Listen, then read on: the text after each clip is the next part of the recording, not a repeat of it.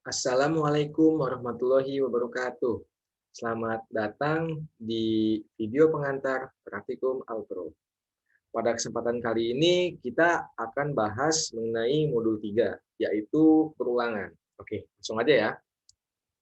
Nah, tujuan dari modul ini itu pertama memahami struktur perulangan dalam bahasa C. Jadi kayak seenggaknya tuh kalian paham lah kayak perulangan tuh gimana sih dalam bahasa C digunakannya gimana gitu. Nah, untuk kedua, setelah kalian paham kayak struktur perulangan tuh gimana, kita seenggaknya bisa ngebuat sebuah program simple yang menggunakan perulangan dengan bahasa C. Nah, untuk alat dan bahan yang digunakan tuh nggak banyak. Pertama itu kita cuma butuh PC aja ya atau laptop yang udah terinstall IDE CodeBlocks. Kalau misalnya mau pakai IDE lain nggak apa-apa ya, yang penting bisa jalanin bahasa C. Nah, sebelum lanjut, abang pengen definisiin dulu nih mengenai perulangan itu apa sih? Simpelnya tuh gini, misalnya kalian pengen buat sebuah program ya, misalnya kayak kalian tuh pengen menampilkan nama kalian 50 kali kan. Nah, daripada kalian menggunakan printf sampai 50 baris misalnya kayak printf nama saya siapa bla bla bla bla bla sampai 50 kali itu kan codingannya nggak efisien tuh ya, ribet nggak ribet sih, maksudnya kayak repetitif itu ngulang-ngulang. Nah, daripada kalian ngodingin kayak gitu, nah digunakanlah fungsi perulangan. Jadi dengan perulangan ini kita tinggal masukin aja sintaks perulangannya, batasannya apa, habis itu sama kita masukin perintahnya apa. Dan dengan kayak gitu kita bisa nampilin yang tadi tuh, nampilkan nama sampai 50 kali, tapi codingannya tuh nggak sampai 50 baris. Simple, mungkin cuma sampai 5 sampai 6 baris tuh udah jadi. Perulangan tuh simple tuh kayak gitu. Buat bikin program yang repetitif kayak tadi, dibuat dengan sederhana, bisa cuma baris yang singkat, nggak banyak kayak tadi. Oke, sebelum kita, tadi kan udah definisi nih. Nah, sebelum masuk ke perulangannya, Bang pengen jelasin dulu nih mengenai apa sih itu operator unary. Nah, operator unary itu adalah sebuah operator yang menggunakan satu operan aja. Di operan ada operator unary ini dalam perulangan itu banyak sih, itu sering banget digunakan. Nah, itu tuh ada dua ya operator unary-nya. Pertama itu ada plus plus. Plus plus itu artinya kayak ditambah satu atau plus one. Kalau buat naruhnya bebas setelah atau sebelum variabel. Contohnya gini deh, saya kayak ada variabel x, x plus plus. Nah, secara arti x plus plus ini tuh artinya x, nilai x sama dengan nilai x ditambah satu. Nah, ada satu lagi ada min min, sama lah kayak tadi. Kalau tadi plus plus itu plus one nambah satu, kalau min min itu dia ngurangin min satu. Kayak misalnya x min min sama aja kayak x sama dengan x kurang satu. Sebelum paham ya? Oke, lanjut deh. Kita langsung lanjut ke contohnya aja. Misalnya kayak gini. Misalnya kita deklarasi ini variabel x, y, dan nilai. Misalnya habis itu selanjutnya si x ini kita isi dengan nilai 5, si y ini dengan nilai 10. Nah, yang nilai kosongin dulu ya. Nah, lanjut nih. Tadi variabel nilai yang kosong ini kita ngisi nilai dengan plus plus x. Habis itu ditampilin nih, tampilin. Nah, tadi kan x ini nilai 5. Kalau plus plus itu berarti kan sama aja kayak plus 1 ya. Berarti pasti tampilin si nilai ini isinya 6, si X ini ditambah juga. Jadi 6 nih, dari 5 tambah 1 jadi 6. Nah, lanjut nih. Kalau pakai X++. Jadi X++ ini dimasukin ke nilai, di print. Loh, Bang, kok yang nilai 6 tapi yang X 7? Nah, itu gini. Kalau pakai plus-plus yang di awal, dia itu ngelakuin perhitungan ini dulu, baru dimasukin ke nilainya ke variabel. Tapi kalau misalnya plus-plusnya di ujung, dia tuh masukin nilai yang lama dulu ke variabel, baru diperhitungin. Contohnya misalnya kayak ini nih, plus-plus di awal. Kan ini 5. Karena plus-plusnya di awal berarti kayak perhitungannya dulu. Berarti 5 tambah 1, 6. Baru masukin ke variabel. Kalau X++, tadi kan X-nya 6.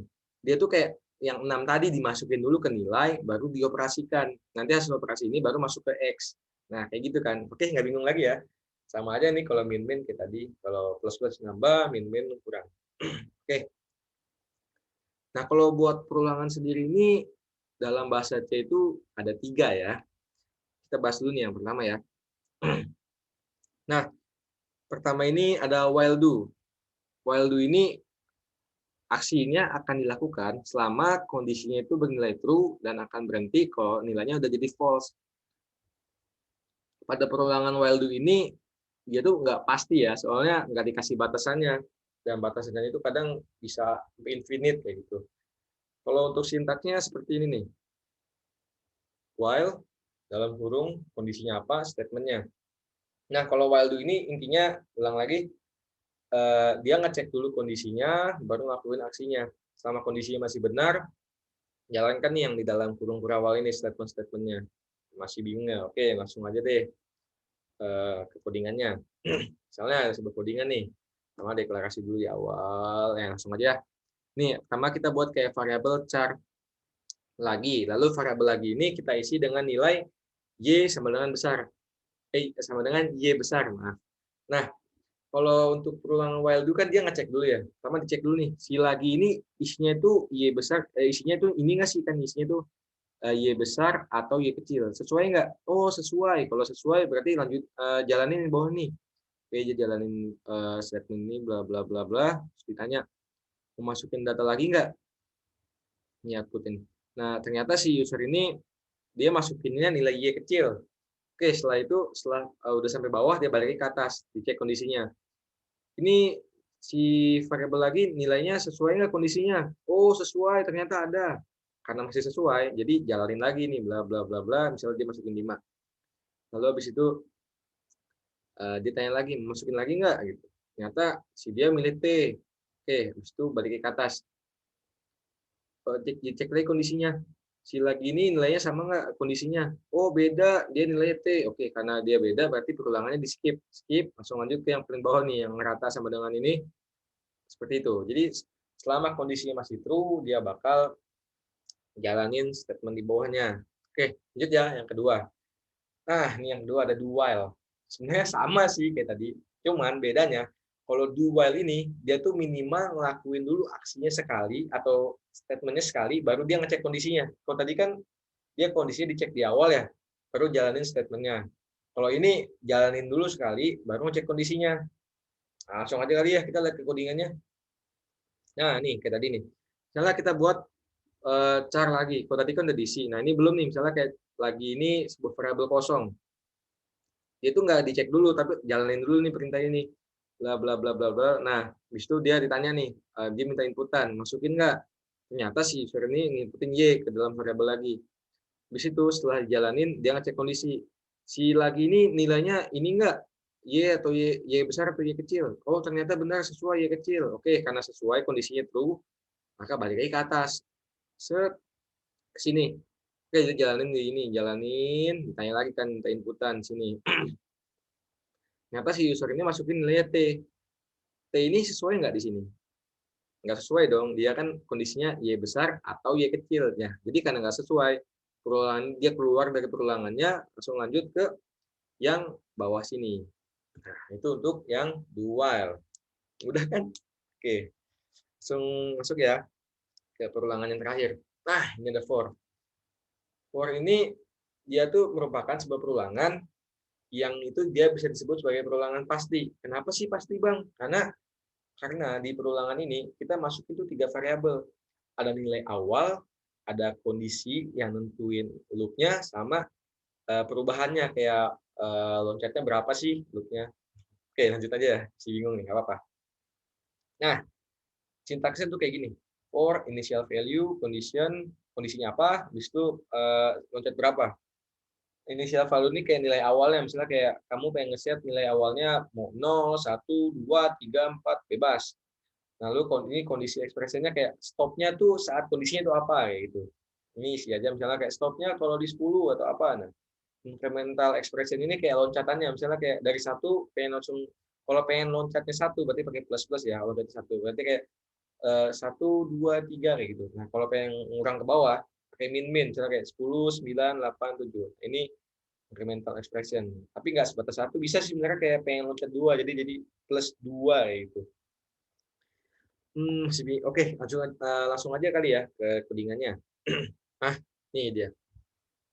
Cukup mudah kan ya kalau for ini. Jadi kayak gini. Ini pertama kita masukin initial value-nya. Nilai awalnya misalnya kita masukin 1 dan bakal berhenti jika si ini tuh udah nyentuh misalnya kurang dari sama dengan 5, ya anggap aja udah tentu 5 gitu ya, dan loncatannya itu satu. Oke, pertama nih, nilai awal satu kan. Oke, di sini print satu, tamat belajar bla bla bla bla, udah selesai, nah balik lagi ke atas. Si ini, di increment 1 kan, berarti jadi 2 nih nilainya sekarang, lihat di bawahnya. Oke. Nah, dia bakal lanjut terus 2, 3, 4, 5, nah habis itu ke 6. 6 ini sesuai nggak sama kondisinya? Wah, enggak sesuai. Berarti dia nggak jalanin statement di bawahnya, langsung keluar nih, balik ke yang return 0, berarti stop. Nah, itu dia untuk perulangan for. Mungkin cukup sekian ya untuk modul 3 kali ini perulangan. Jika yang penjelasan Abang tadi masih kurang jelas atau kecepatan, kalian bisa aja ya langsung nanyain ke abang-abang asisten labnya saat nanti praktikum berlangsung. Oke, gitu. Makasih banyak ya udah dengerin, kurang lebihnya mohon maaf dari Abang. Wassalamualaikum warahmatullahi wabarakatuh.